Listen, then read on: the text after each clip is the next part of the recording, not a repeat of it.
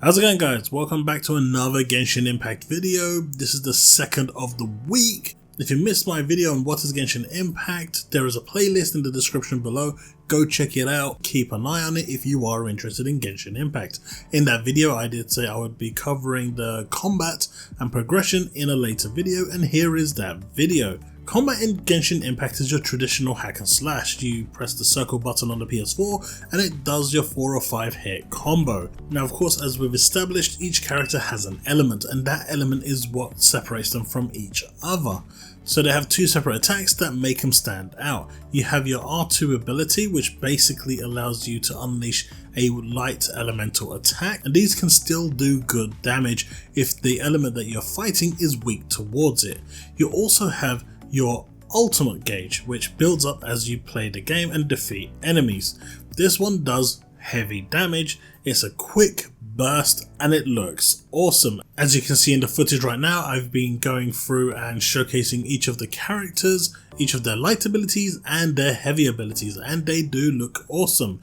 As always, if you actually chain these by freezing something, for example, and then going in with a fire-based attack, especially with your ultimate, these will do insane amounts of damage. So definitely something for you to factor in when you're going into those harder battles.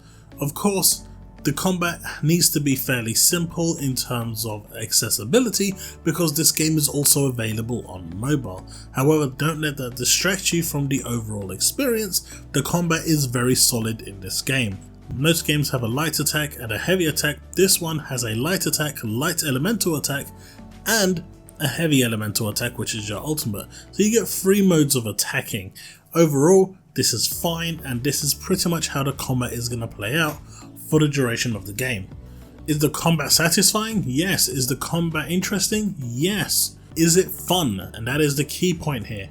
The combat needs to be fun. If the combat loop isn't fun, you'll get bored of the game very quickly. And I have to say, when you're unleashing those elements and you're actually chaining them against their weaknesses, it is a hell of a lot of fun, and it does bring a smile to your face when you're doing those big damage numbers. I mean, that's what it's all about, right? Of course, no game is complete like this. I mean, it is an RPG, it does need progression, and this is no different. The progression here is pretty simple to a certain degree. You level up your characters, you can defeat enemies to level up, and you can also use books you acquire in order to assist you in leveling up. You can go from level 1 to 20, and at level 20 you will hit a roadblock.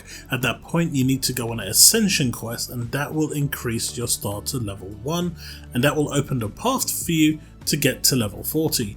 Of course, this does sound like very mobile friendly systems, and it's no surprise because the game is available on mobile. However, it does work. I've been watching a number of streams and people have been going through this a lot faster than I am, and I have to say the system works great. And as you're powering up, you get stronger, the quests become more challenging and better, the story develops even further.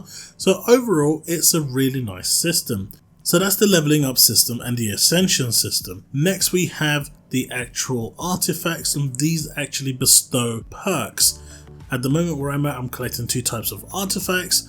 One that enables me to heal better and regen better based on the heal or opening a chest, and the other one gives me more HP. You've got a 2-tier perk and a 4-tier perk, and though you can equip 5 artifacts, what you're ultimately looking for is that 4-tier perk if it's any good. But on top of this, these artifacts also carry stats with them. They can give you a percentage of defense, they can give you a percentage of HP, they can give you crit. The 2-star rated artifacts that I'm actually getting right now are giving me 2 perks, 1 primary perk and a secondary perk, because I can clearly see that the secondary perk is a lot more weaker than the main stat. Therefore, I'm going to categorize them as primary and secondary.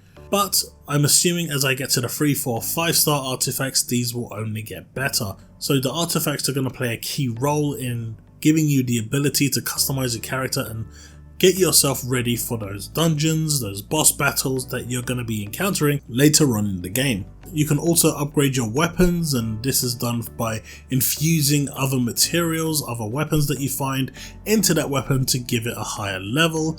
The higher the rarity, the more boost you get. Typical stuff that you would expect in a game like this, It's cool because it's simple to understand, there's no complication to this. You have items that you don't want, use them as fusion material, make your equipment that you do want stronger. Simple as that. This is what I like to see.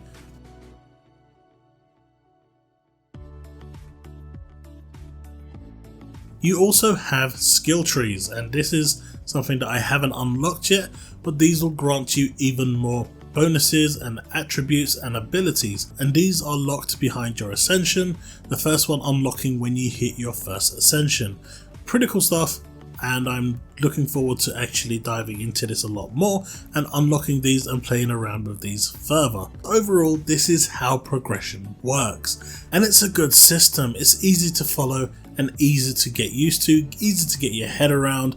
The progression system in upgrading your gear is very easy, the artifact system is even easier, it's all laid out to you in a way that is super easy to understand, and the benefits you get are instantly shown and rewarded to you. And that is both the combat and progression of Genshin Impact. I hope you enjoyed this video, I hope you found it useful. Let me know in the comment section below if you did. You didn't see Lisa, the lightning elemental mage. She's no longer in my party at the present point where I'm in the story, but she also has a crazy ability to go with her. And of course hers is lightning based because she's a lightning elemental mage. Let me know in the comment section below which attack you liked. What do you think of the progression system? What do you think of the combat system? Let me know, let's have that discussion. And in my next video on Genshin Impact are my thoughts, my impressions, where I am with this game at present. So until then, stay safe and remain legend.